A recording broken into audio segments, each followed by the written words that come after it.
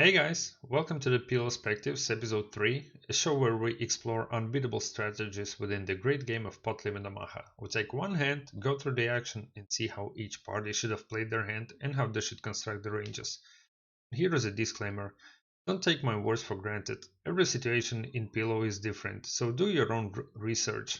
Results and conclusions shown and made in this video are only true under these specific assumptions, stack sizes, reads and opponents, and rake structure. So let's jump right into the action. In today's episode, we're going to be looking at a hand that I played recently at below 200 tables. So MP folds, cutoff opens, button and small blind folds, and we have double suited ace king jack 6 on the big blind.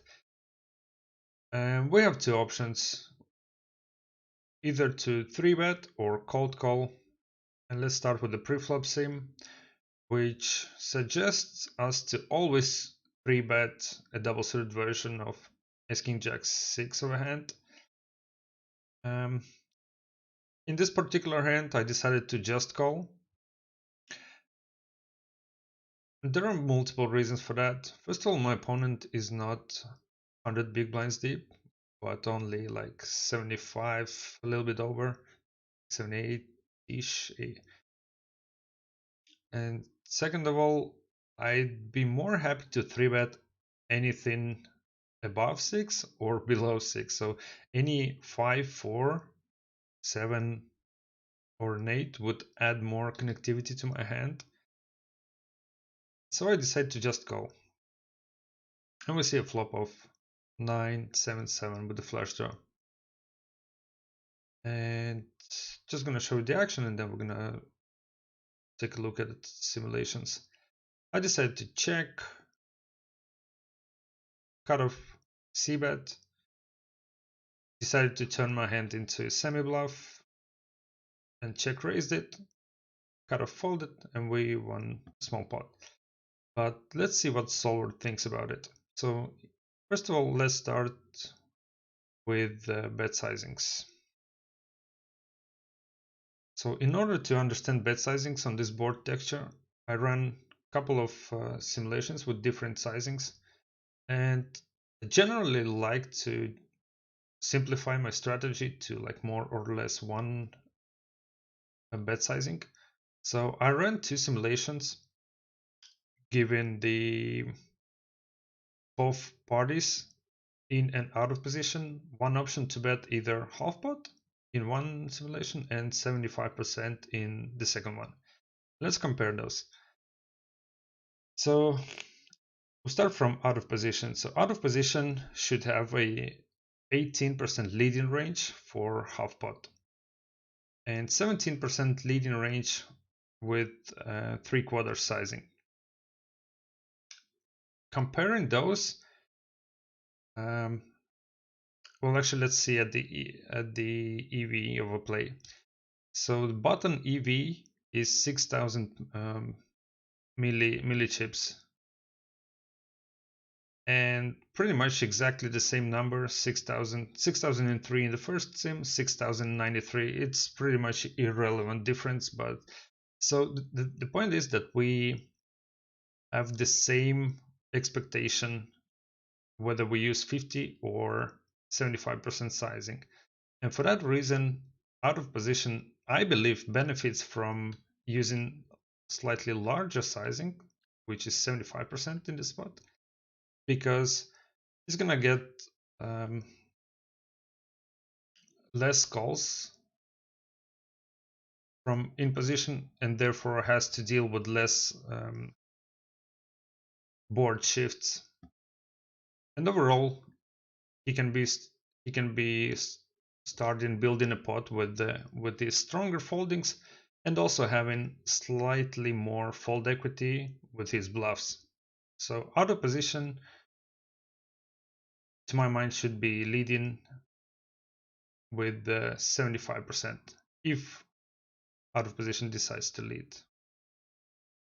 So that's clear. Let's move to in position. In position, if used 50% bet size,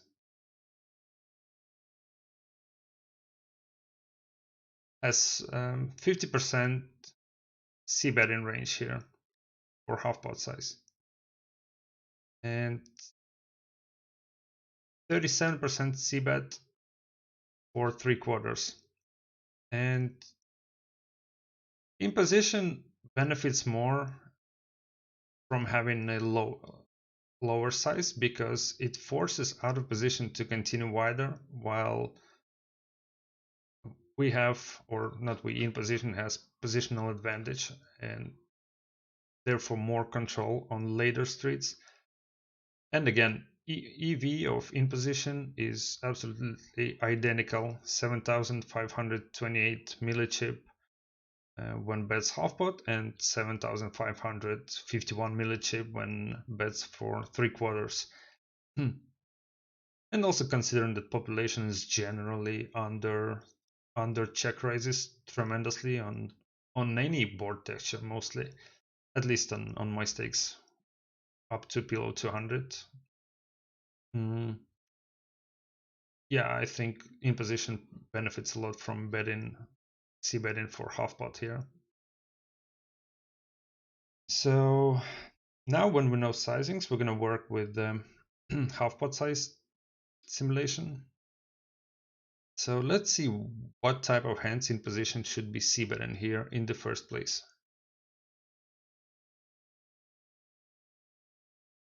And I think the most obvious one is to start excluding flush draws, because flush draws are like the prime candidates here, apart from sevens of course, and any 7 or better. So we're gonna say remove flush draws. Obviously 7 is also a great candidate to be Cbetting here, right? These are the most obvious ones. I just want to exclude those to see what type of hands that are not that obvious that we Cbet here in this spot. What else? I think the 9, having 9, yeah, you can see it drops. Our Cbet frequency drops by 10% out of 40 something, so it's actually 25% out of the range. What else? Diamonds, probably. Backdoor, touchdown.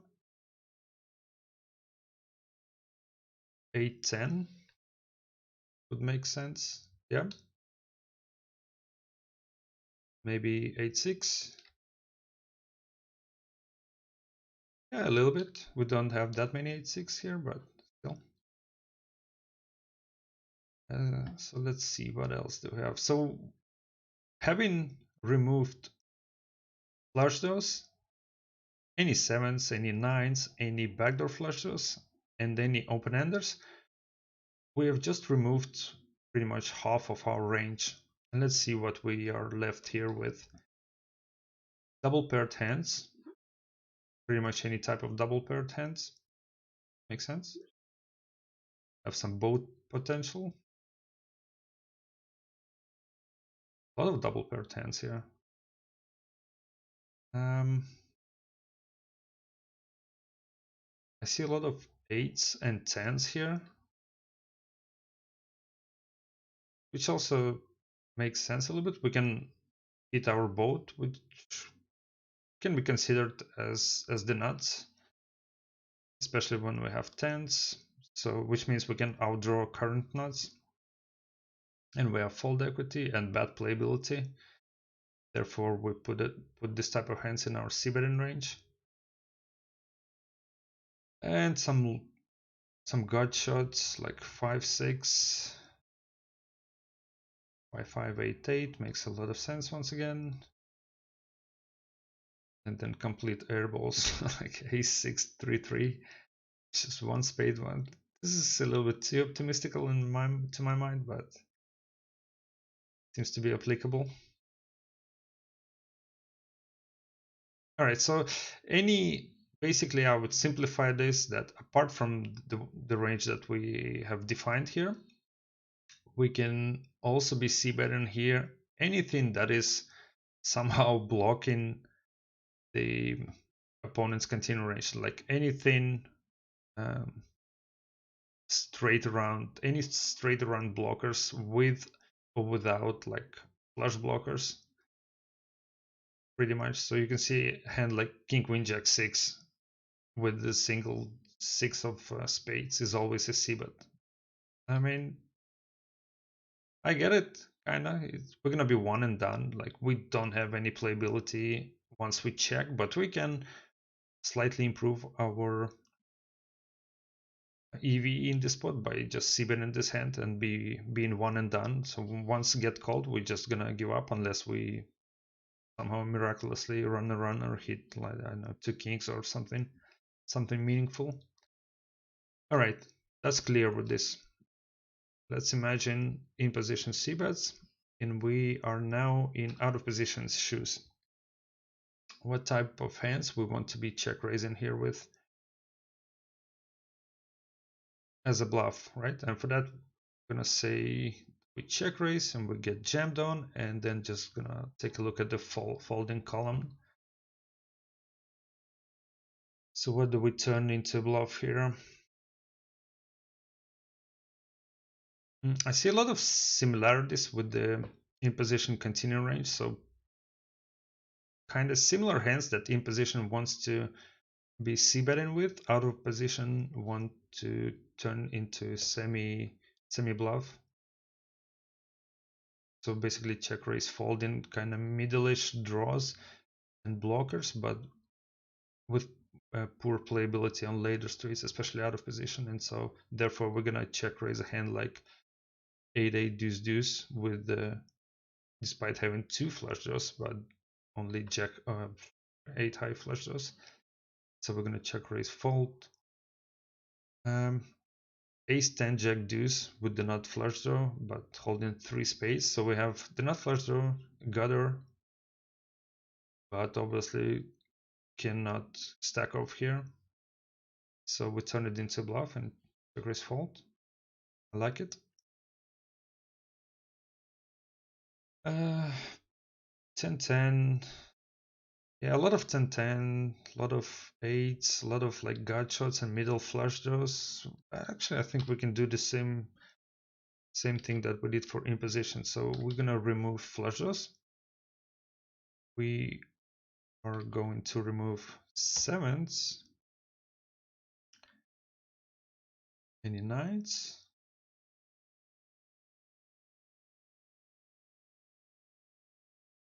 What else?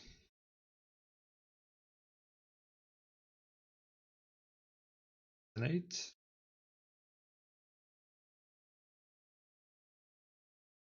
Some naked kings here.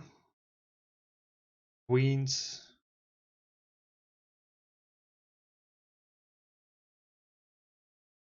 Yeah, as I said, a lot of similarities here with the in position c-betting range. Apart from kings though. A lot of 10s here. So kings and queens having poor playability, no real blockers, just benefit from turning it into a check raise. Because they can still get called by a weaker hand. So for example, we can check raise, get called, and then we can check down to showdown and expect to win a hand sometimes. Sometimes we're gonna hit our king or whatever pair we have that we check raising here with king or queen and make the nuts and then stack our opponent. Yeah, interesting. Quite intuitive, I would say. Quite linear. And if we take a look at the hand, the one that I have, Ace King Jack 6, it's actually in the same category. But the frequency is super low. So actually, solver prefers to just call this type of hand. So if we face a c-bet, Ace King Jack 6 is pretty much always, or not always, but call at some frequency, and then like